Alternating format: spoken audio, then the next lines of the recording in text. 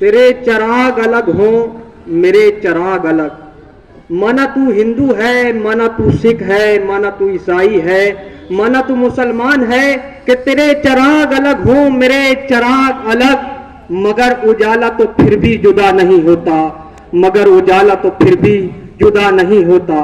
मंच पर उपस्थित डॉक्टर नर्मदा मैम और सभा में उपस्थित शिक्षकगण और मेरी आंखों के सामने बैठे हुए छोटी छोटी उम्र के मगर बड़े बड़े हौसले रखने वाले मेरे युवा साथी, जिन्होंने दिखाया कि देश की खेती में उगने वाला हर फल छोटा नहीं होता बल्कि मीठा हुआ करता है। आज हम कौमी एकता दिवस बना रहे हैं और इस अवसर पर मैं अपनी बात की इब्तिदा इस बात से करता हूं कि यह देश वो देश था कि जिसे दुनिया का धर्मगुरु कहा जाता था।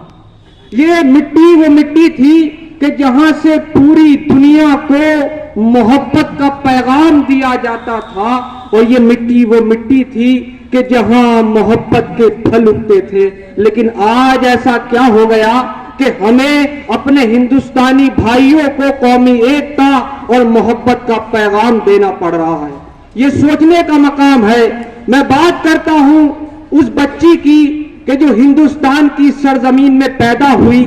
जब वो 6 साल की हुई तो उसे अच्छे की भी तमीज थी, बुरे की भी तमीज थी। वो अपने घर पर बैठी हुई थी और उसकी मां रसोई में कुछ काम कर रही थी। उसी वक्त एक बड़बूजे वाली अपना दुखड़ा सुनाने के लिए इसकी मां के पास आती है और आने के बाद चौखट को छूना ही चाहती है कि उधर से इसकी मां की आवाज बुलंद होती है कि चौखट को मत छूना, दूर से ही बात करो। इसके बाद ये सारा माजा जब ये बच्ची देखती है तो अपनी मां से कहती है, मां क्या तुम्हें शर्म नहीं आती? इस पृथ्वी के भी 2 टुकड़े कर दो, एक जहां छूने वाले रहें, एक जहां न छूने वाले रहें। जानते हैं ये बच्ची कौन थी? बुंदेलो हर बोलो के मुंह हमने सुनी कहानी थी, खूब लड़ी मर्दानी वो तो झांसी वाली रानी थी। इस गीत की खालिक सुभद्रा कुमारी चौहान, जिन्होंने आने वाली नस्लों को यह पैगाम दिया कि याद रखना, जात पात के ताने बाने देश को मजबूत नहीं कर सकते बल्कि कमजोर करते हैं। मैं आपसे सवाल करना चाहता हूं, क्या पूजा के फूल लेते वक्त किसी पुजारी ने आपसे पूछा कि आपकी जात क्या है? क्या नमाज पढ़ाते वक्त किसी मौलवी ने पीछे मुड़कर आपसे पूछा कि आप किस जाति प्रजाति के हैं? नहीं।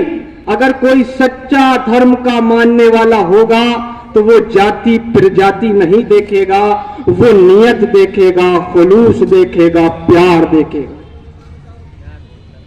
मैं अपने जवानों से एक सवाल करना चाहता हूं। ये जवान इस देश के आने वाले हुक्मरान हैं। मुझे लगता है कि ये जो लफ्ज हुक्मरान है ये सही नहीं है, खिदमतगार लफ्ज सही है, क्योंकि अब तक हिंदुस्तान को हुक्मरान मिले हैं, खिदमतगार नहीं मिले।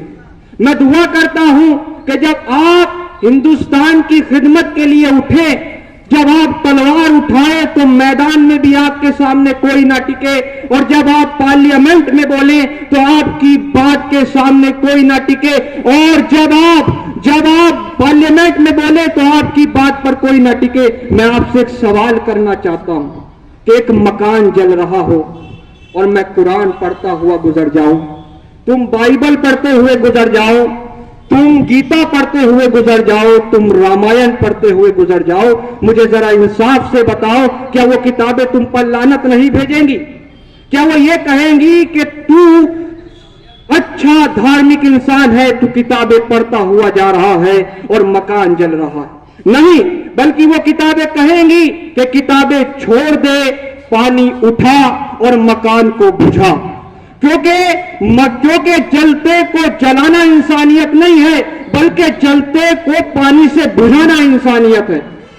मैं आपको बताना चाहता हूं, एक बात आपको बता रहा हूं और इसको अपने जहनों में बसाकर यहां से उठना, कि जब एक इंसान बेहोश होता है ना तो उसे पानी की छींटों की जरूरत होती, लेकिन याद रखना जब ये समाज बेहोश होता है तो उसे पानी की छींटों की जरूरत नहीं होती बल्कि खून की छींटों की जरूरत होती है। इसीलिए मैं आपसे कहूंगा कि इस समाज को बेहोश होने न देना।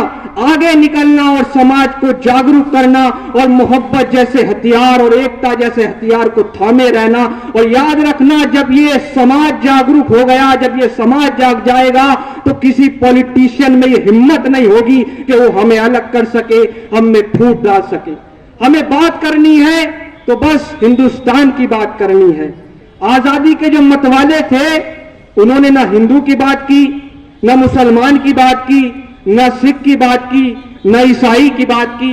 उन्होंने बात की तो हिंदुस्तान की बात की, उन्होंने बात की तो इंसानियत की बात की, उन्होंने बात की तो भाईचारे की बात की। और हमें भी यही बात करनी चाहिए कि हिंदू हो, मुसलमान हो, सिख हो कि ईसाई हो, हिंदू हो, मुसलमान हो, सिख हो कि ईसाई हो, आपस के तासुब की दीवार गिरा दो तुम।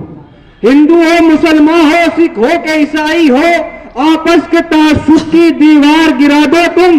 अरे जो हिंद में रहता है वो भाई है तुम सबका, और जो तुमको लड़ाता है बस उसको मिटा दो तुम, जो तुमको लड़ाता है बस उसको मिटा दो तुम। जय हिंद, जय भारत।